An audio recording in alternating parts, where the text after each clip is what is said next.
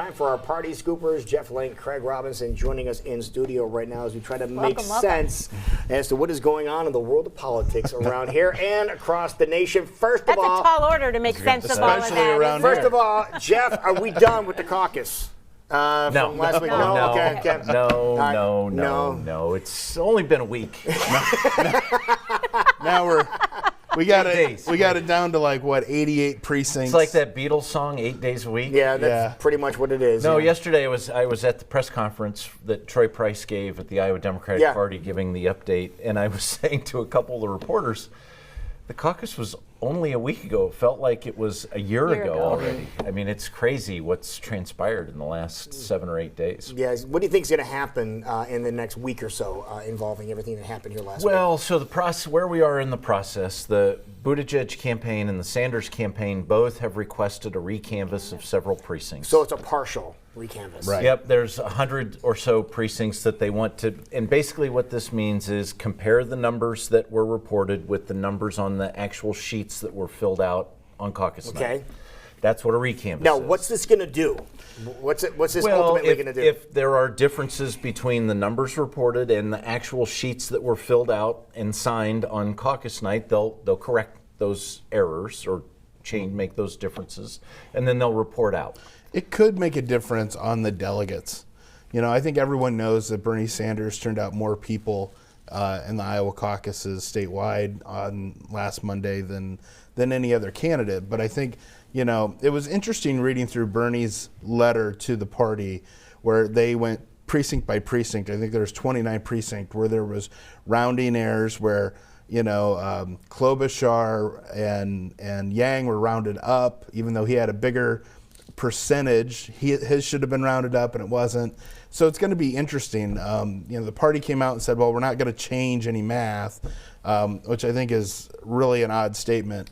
And I don't know if they've reversed that since they've said that. But I think when you look at this paperwork that these precincts fill out, if there are inconsistencies with how this should have been done, those things need to be fixed.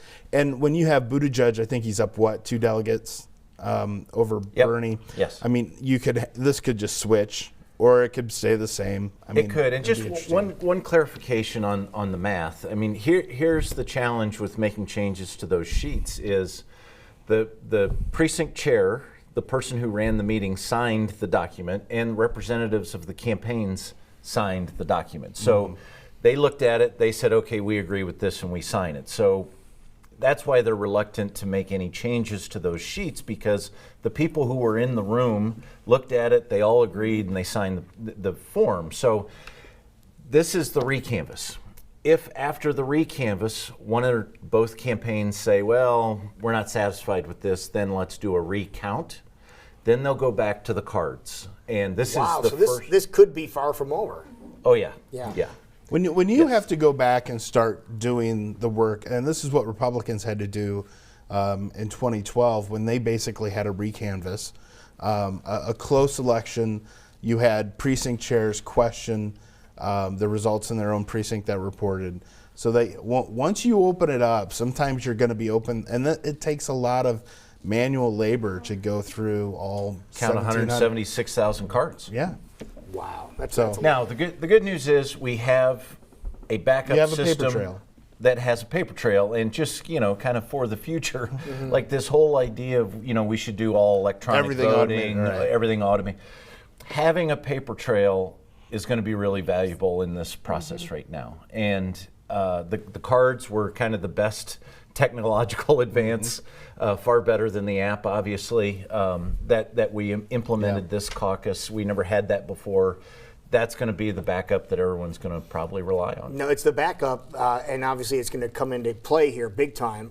Would it ever be a time when it say we're just going to go back to this, or do you think they will still progress to using the app type thing? If the campaigns are not satisfied with the recanvass, then the next step is to go back and recount all the cards. Well, and I think when we look in future years too, I think sometimes it's going to be make sure what really failed on caucus night was the reporting apparatus, how to get those results from the precincts to the party and then from the party to the media.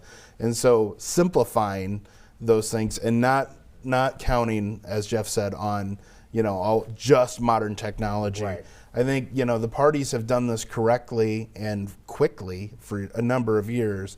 Sometimes it's not the smartest thing to try to reinvent the wheel, right. Especially, part of the problem too is like we build all this infrastructure for one-time use, and then it's disregarded, and then 4 years later, there's a new person in town and that's in charge, and you got to rebuild it. So. Okay.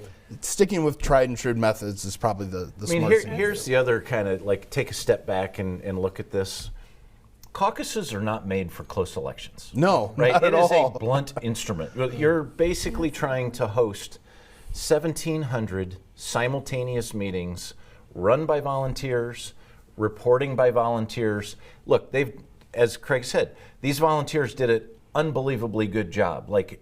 For all the live remotes right. that were on television on caucus night, the meetings ran well. People did a good job. The reporting was a disaster, but the actual 1,700 simultaneous meetings really on a Monday night in February was really good. And, caucuses are a blunt instrument. It's not a scalpel. And in 2012, we had an incredibly close election on the Republican side. In 2016, we had an incredibly close election between Bernie and Hillary. And now we've got an incredibly close election between Sanders and Buttigieg. Caucuses are made for blowouts. Yeah. And we just haven't had one in 3 cycles. That's really the challenge. So maybe that's where some adjustment needs to come into play then. We just need a strong front runner. That would solve everything. All right, let's talk about what's happening over on the East Coast here today. It's election day. It's election day. It's election day in New Hampshire. When are we going to start seeing numbers from there? Probably 8 o'clock at night.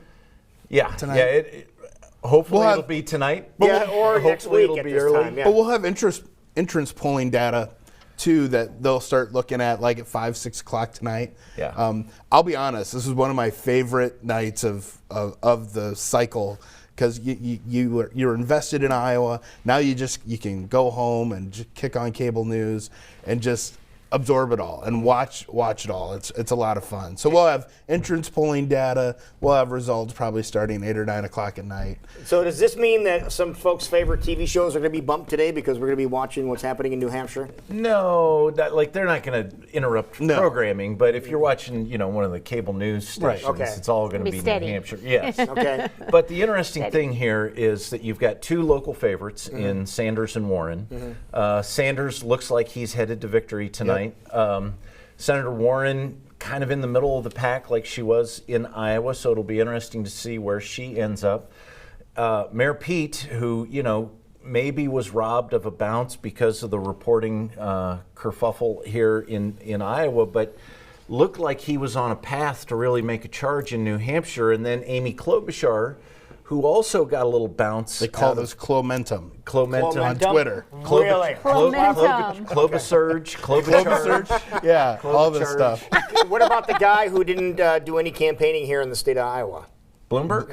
Well, Bloomberg apparently did well in the one precinct that votes at midnight, I think he made a big mistake. I think he should have played in New Hampshire. Absolutely. Because after this whole Iowa mess, man, he would have been, his ability to spend millions and millions of dollars on TV, most candidates aren't on Boston TV. He could have afforded it. And I think that it's a missed opportunity. If he's not the nominee, I think you could look back to the decision to skip the first 4 and say maybe you should have just skipped the first 1. Particularly when the guy has already spent almost $1 billion. Right. That is absolutely amazing. Right. All right, we know where you guys will be later on tonight. It'll be easy to find that. Wonderful. Thank you, gentlemen. Appreciate it.